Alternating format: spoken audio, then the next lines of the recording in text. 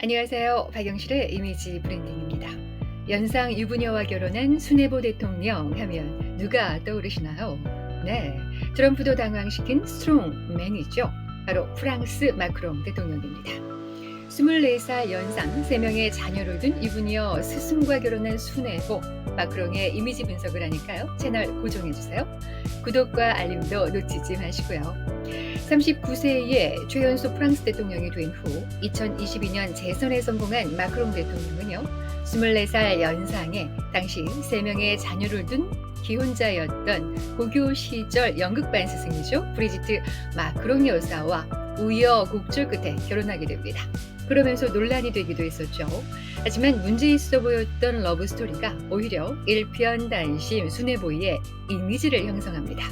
당시 유력 후보가 비리 문제로 낙마하면서 66% 지지율로 프랑스 제25대 대통령이 되는 사상 초유의 대이변을 일으키는 주인공이 되었습니다. 제3지대 정치 성향을 갖고 있다는 평가를 받고 있는 마크롱 대통령을 이미지 브랜딩 측면에서 분석해 볼까요? 첫 번째, A. 어피어런스 외모입니다. 언론에서 나폴레옹을 닮았다는 얘기가 나올 정도로 에너지가 넘치는 마크롱 대통령의 스타일은요. 슬림한 핏의 정장과 무늬가 없는 다양한 컬러의 넥타이를 선택합니다. 현대적이고 무난한 편이지만 가끔 이슈가 되기도 하는데요. AFP 통신에 따르면 엘리자베스 2세 영국 여왕의 장례식을 위해서 하루 전날 선글라스에 남색 스니커즈를 착용한 캐주얼 차림으로 왔습니다. 이 복장 부적절 논란으로 도마에 오른 적이 있는 거죠. 물론 웨스트민스터 사원 연결식에서는 검은색 정장 차림이었습니다. 하지만 이로 인해서 시간, 장소, 상황에 어울리지 않은 패션룩을 보인다라는 여론도 생겼습니다. 마크롱 대통령은 비공식적인 자리에서는요, 캐주얼한 스타일을 선호합니다. 자신의 접근성과 국민들과의 친밀감 그리고 정책을 전달하는 수단으로 활용을 하는 거죠. 예를 들어서 러시아 우크라이나 전쟁의 여파 등으로 에너지 위기가 고조되는 가운데 난방비를 아끼자는 취지로 공식 석상에 터틀넥 차림을 자주 선보였습니다. 그러면서 2024년 에너지 소비 10% 감축 메시지를 패션을 통해 전달했다고 봅니다. 뿐만 아니라 2022년에는요, 면도도 하지 않은 후줄근한 모습에 후드티를 입고 등장을 했습니다. 그러면서 마크롱의 젤렌스키 코스프레라는 비판도 받았었죠. 가슴돌이 보이는 화이트 셔츠 차림의 과감한 비하인드 컷으로 남성적인 매력을 보이면서 젊은 유권자에게 어필하고 있다라는 평도 들은 바 있습니다. 종종 파리의 유명한 디자이너 브랜드의 제품을 착용하면서 프랑스의 패션 산업을 지원하고요. 자국의 위를 선보이면서 국제적인 영향력을 표현하기도 합니다. 이처럼 패션 스타일은 마크롱 대통령의 리더십과 정책과 함께요.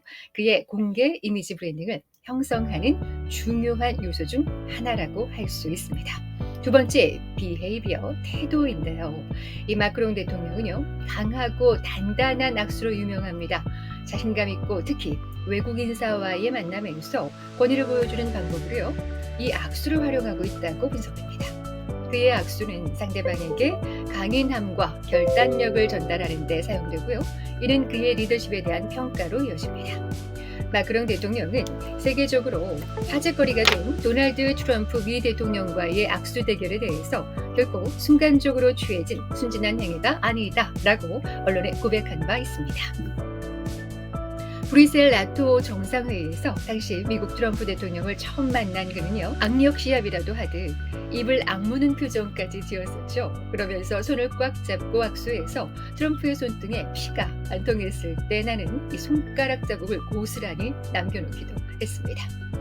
그 악수는 쉬운 상대가 아니라는 걸 보여줘야겠다라는 나의 마음을 드러낸 진실의 순간입니다라고 밝히기도 했습니다. 그처럼 이 마크롱은 악수라는 행위가 결코 가볍지 않은 결정적 메시지임을 인지하고 있었던 거죠. 때때로 마크롱 대통령은요, 인사나 축하의 의미로 상대방과 팔짱 끼기를 하는 모습을 보이는데요. 이러한 제스처는 친밀감과 단합감을 나타내는 데 사용됩니다. 특히 대중과의 소통에서 친근한 이미지를 구축하는 데 도움이 됩니다. 이러한 팔짱 끼기는요, 국내 정치 이벤트나 국제회담에서 자주 볼 수 있습니다.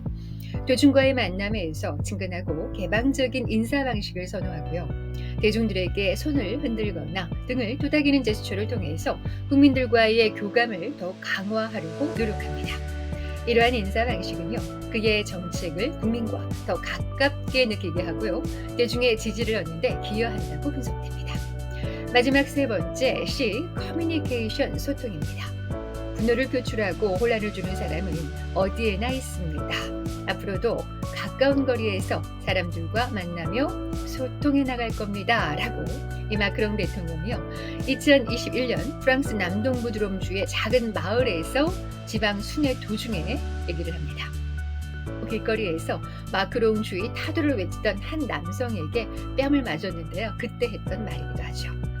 얼굴을 가격당한 직후에도 사람들과 계속 인사를 나누고요, 사진을 찍는 모습으로 소통을 소중하게 여기는 리더의 이미지가 강화되는 계기가 되었습니다.